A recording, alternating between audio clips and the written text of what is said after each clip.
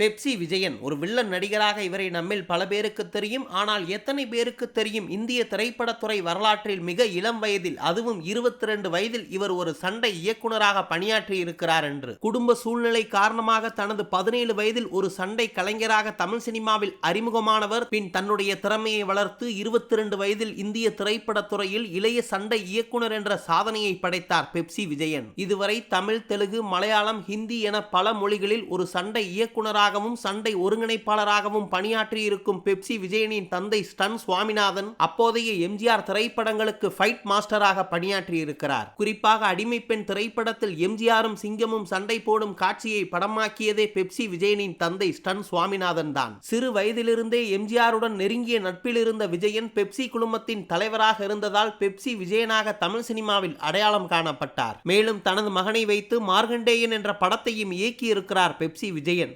நடிகர் கராத்தே ராஜா, கில்லி திரைப்படத்தில் முத்துப்பாண்டியாக நடித்த பிரகாஷ் ராஜுக்கு எவ்வளவு முக்கியத்துவம் கிடைத்ததோ அதே போல அவருக்கு அடியாளாக நடித்த கராத்தே ராஜாவுக்கும் மிகப்பெரிய பெயர் கிடைத்தது. வசனம் குறைவு என்றாலும் தனது முறுக்கு மீசையால் முறைத்தபடியே விஜயை சுற்றி சுற்றி வருவார். கராத்தே ராஜா சினிமாவில் நடிக்க வருவதற்கு முன்பு நடராஜன் என்ற இயற்பெயரோடு பள்ளி மாணவர்களுக்கு கராத்தே சொல்லிக் கொடுக்கும் ஒரு ஆசிரியராக பணிபுரிந்து வந்தார். விருமாண்டி திரைப்படத்தில் கமலஹாசனுக்கு நண்பராக நடித்து அனைவராலும் பாராட்டப்பட்ட நடராஜனுக்கு கராத்தே ராஜா எனும் பெயர் வைத்ததே கமலஹாசன் தான். விருமாண்டி, கில்லி, போக்கிரி, வசூல்ராஜா, MBBS என பல திரைப்படங்களில் நடித்துக் கொண்டிருந்தவர். மக்கள் தொலைக்காட்சியில் வீரப்பனின் வாழ்க்கை வரலாற்றை எடுத்துரைக்கும் விதமாக வெளியான சந்தனக்காடு தொடரில் அச்சு அசலாக வீரப்பன் போலவே வாழ்ந்திருந்தார் கராத்தே ராஜா. 2009ஆம் ஆண்டு திவ்யா என்ற பெண்ணை திருமணம் செய்து கொண்ட கராத்தே ராஜாவுக்கு 3 பெண் குழந்தைகள் உள்ள சூழ்நிலையில் முன்பை போல சரியான திரைப்பட வாய்ப்புகள் இல்லாததால் தற்போது மீண்டும் மாணவர்களுக்கு கராத்தே சொல்லிக் கொடுக்கும் ஒரு ஆசிரியராக பணிபுரிந்து வருகிறாராம் கராத்தே ராஜா.